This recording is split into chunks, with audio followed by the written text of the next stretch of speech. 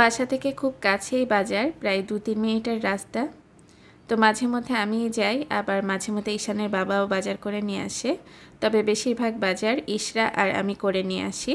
আর আমার মেয়েটা তো আমার পিছ ছাড়তে একদমই চায় না, বাজারে গেলে ওকে সবসময় নিয়ে যেতে হয়। তো আজকেও বাজারে গিয়েছিলাম, আর বাজারে এই যে ফ্রেশ ফ্রেশ মাছ আর একদম শীতের সবজিগুলো ফ্রেশ অবস্থায় কিনে নিয়ে এসেছি। মাছগুলোকে কেটে নিচ্ছিলাম, আর এই ভিডিওটা আমার মেয়েটা করে দিয়েছে। ইদানিং যেটা হয়েছে, ঈশানকে যদি আমি কোনো কাজে বলি তাহলে এসে ইশরা বলবে যে আম্মা দাও, আমিও করে দিচ্ছি তোমাকে ভিডিও। তো এটা নিয়ে দু ভাই বোন খুব গন্ডগোল করে। তো আজকে ওকে এজন্যই বলেছিলাম যে আম্মা আজকের ভিডিওটা তুমি শ্যুট করে দাও। তো আজকের ভিডিওটা মাশাআল্লাহ ও শ্যুট করে দিয়েছে। আর ও হাতে করে কিছু ফুল নিয়ে এসেছিল। এই ফুলগুলো সম্ভবত ছাদ থেকে নিয়ে এসেছে। ছাদে অনেক রকমের ফুল গাছ আছে, আর সেখান থেকেই ইশরামণি হচ্ছে ফুল ছিঁড়ে নিয়ে আসে। আগে তো বারান্দার বাগানে টুকটাক যে ফুল হতো সেই ফুলগুলো ও ছিঁড়ে এনে তারপরে হচ্ছে খেলা করতো, কিংবা ওকে ছবি তুলে দিতে হতো। আর এদিকে মাছগুলোকে আমি পরিষ্কার করে নিয়েছি।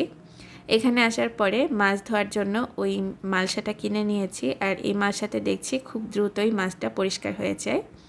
তো হাতের মধ্যে একটা পলিথিন পেঁচিয়ে নিয়েছিলাম। মালসা দিয়ে যখন আমি মাছগুলো ধুই তখন সবাই বলছিল যে তোমার হাত তো অনেক সফট, তো মালসাতে কিন্তু হাতটা কেটে যাবার চান্স আছে। তো সেজন্য আমি হাতে হচ্ছে পলিথিন পরে নিয়েছিলাম।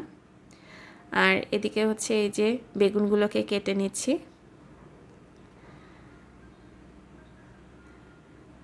বাসায় এখন সব কাজই নিজে করার চেষ্টা করি। এখন নয়, বলতে গেলে সেই কোভিডের সময় থেকে কাজের বুয়া রাখা বাদ দিয়েছি। তারপর থেকে সব কাজই নিজেরা করার চেষ্টা করি। তো যখন আমি সময় পাই তখন আমি করি, আর যখন ঈশানের বাবা সময় পায় তখন ও করে দেয়। তো আগে তো একটা সময় ছিল যে ও অনেক ব্যস্ত থাকতো অফিস নিয়ে। তো এখন আল্লাহর রহমতে যেহেতু বাসায় আছে, তাই সে আমাকে সব কাজে হেল্প করে। মাঝে মধ্যে থালা বাসন ধুয়ে দেয়।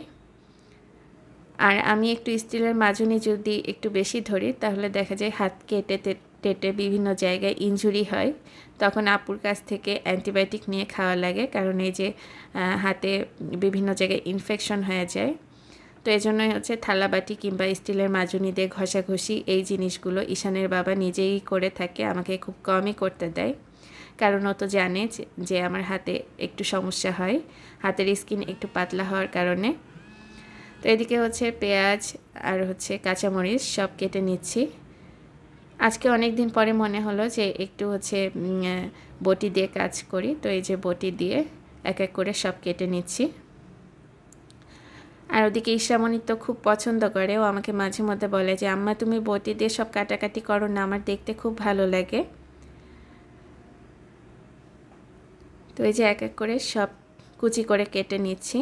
আর আমি কিন্তু যখনই রান্না করি বেশিরভাগ সময় দেখা যায় যে সব কিছু গুছিয়ে তারপরে রান্না শুরু করি, তাহলে আমার রান্না করতে সময় কম লাগে। আর যেদিন একটু বেশি ব্যস্ত থাকি সেদিন দেখা যায় দু একটা কাঁচা মরিচ আমি কেচি দিয়ে কেটে তারপরে হচ্ছে তরকারির উপরে দিয়ে দেই। তো এখন টমেটোগুলোকেও কেটে নিচ্ছিলাম, যেহেতু ছোটো মাছ রান্না করব তাই টমেটো দিয়ে রান্না করলে খেতে বেশি ভালো লাগবে। তো ওই চিন্তা থেকে টমেটোগুলোকে কুচি কুচি করে কেটে নিচ্ছিলাম। কড়াইতে তেল দিয়ে এখন মাছটা বসিয়ে দিচ্ছি। তো প্রথমে হচ্ছে মশলাগুলো কষিয়ে নিচ্ছি খুব ভালোভাবে। এখানে আসার পরে দেখছি অনেকের রান্না খেয়ে যে পেঁয়াজটা সিদ্ধ হতে চায় না, তবে আমি সব সময় এই যে এখন সিজনে কাঁচা পেঁয়াজটা পাওয়া যায়, এই কাঁচা পেঁয়াজটা রান্নার সময় একটু লবণ দিয়ে ভাজি। চিমটি পরিমাণ লবণ দিলেই দেখবেন যে পেঁয়াজটা খুব তাড়াতাড়ি সিদ্ধ হয়ে যায়। আবার পেঁয়াজের বেরেস্তা করার সময়ও আমি 1 চিমটি লবণ দিয়ে দিই, তাহলে পেঁয়াজটা খুব ভালোভাবে সিদ্ধ হয়ে বেরেস্তাটাও কিন্তু মচমচে হয়ে যায়। তবে এখানে আসার পরে আত্মীয় স্বজনের মধ্যে অনেকের রান্না খেয়েছি যেখানে আমি দেখেছি পেঁয়াজটা একটু কাঁচা কাঁচা থাকে। ওটা আমার কাছে একদমই ভালো লাগে না, কারণ রান্না যেহেতু করব সব কিছু গলে যেতে হবে, মানে 100% সিদ্ধ হতে হবে। 100% সিদ্ধ না হলে কোনো রান্না খেতে কিন্তু আমার কাছে ভালো লাগে না। তো এই যে এক এক করে সব মশলা দিয়ে দিয়েছি, এখন হচ্ছে কষিয়ে নিচ্ছি। রসুন আর জিরা বাটা সাথে একটু ধনিয়া বাটা ছিল। মশলাটা যখন কষিয়ে নেওয়া হয়ে গেছে এই পর্যায়ে আমি দিয়ে দিয়েছি কেটে নেওয়া সেই মাছগুলো।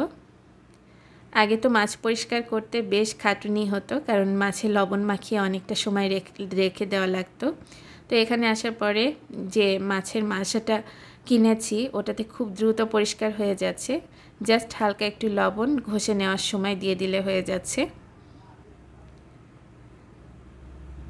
কিছু হ্যান্ড গ্লাভস অর্ডার করতে হবে, তো ঈশানের বাবাই আমাকে মনে করে দিচ্ছিল যে তোমার যেহেতু 2 দিন পর পর হাতে ইনফেকশন হয়, হাত কেটে যায় স্টিলের মাজুনি অথবা ইসে, তাহলে তুমি কিছু হ্যান্ড গ্লাভস অর্ডার করে দাও।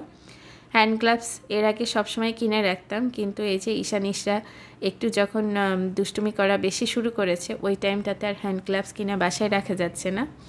তো হ্যান্ড গ্লাভস পেলে দেখা যায় ওরা কেচি দিয়ে সুন্দর করে কেটে কেটে টুকরো টুকরো করে ওটা নিয়ে 2 ভাই বোন খেলতে লেগে যায়। প্রথম দিকে দেখা যায় দুজনে একটু পড়ে টরে ঘুরে বেড়ায়, তারপরই হচ্ছে নষ্ট করে, আর সবসময় দেখে রাখাও সম্ভব হয় না। তো সবগুলো হ্যান্ড গ্লাভসই ওরা নষ্ট করে ফেলেছে আগে যেগুলো কেনা ছিল। তো এখন আবার নতুন করে অনলাইনে অর্ডার করতে হবে। আর এলাকাতে এসে যে প্রবলেমটা ফেস করছি সেটা হচ্ছে যে এখানে সব কিছু ইচ্ছে মতো পাওয়া যায় না, এখানকার বাজারে খুব লিমিটেড জিনিসপত্র পাওয়া যায়। তো এই জন্য সব কিছু কেনার ক্ষেত্রে অনলাইনের উপর অনেকটা ডিপেন্ড করতে হচ্ছে। তো সব জায়গায় আসলে কিছু সুবিধা অসুবিধা 2 রকমই থাকে। এদিকে আপনাদের সাথে কথা বলতে বলতে এই যে তরকারিটাও প্রায় রান্না শেষের দিকে, সবজিগুলো খুব ভালোভাবে সিদ্ধ হয়ে গেছে। এখন হচ্ছে আমি কিছুটা ঝোলের পানি দিয়ে দিয়েছি। আর এদিকে ধনিয়া পাতা কুচি করতে ভুলে গিয়েছিলাম। তো এই যে রান্নার সময় যে জিনিসগুলো আমি কুচি করতে ভুলে যাই সেগুলো হচ্ছে এভাবে আমি কেচির সাহায্যে কুচি করে তারপরে তরকারির উপরে দিয়ে দিই। তবে তরকারির উপরে দিয়ে দেওয়ার আগে কিন্তু এগুলোকে খুব ভালোভাবে ধুয়ে নিয়েছিলাম। এখন কষিয়ে নেওয়া মাছগুলো দিয়ে দিচ্ছি।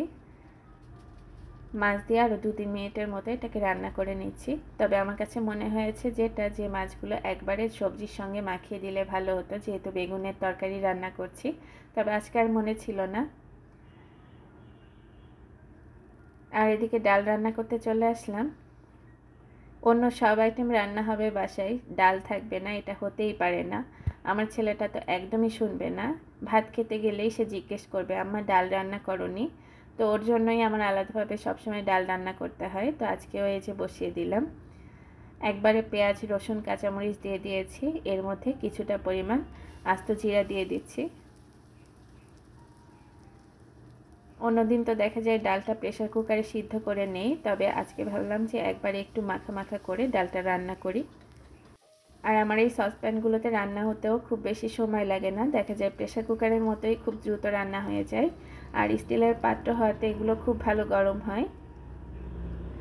ডালটা দেওয়ার পরে এই মশলার সাথে ভালো করে কষিয়ে নিয়ে তারপরেই হচ্ছে পানিটা অ্যাড করে দিচ্ছি।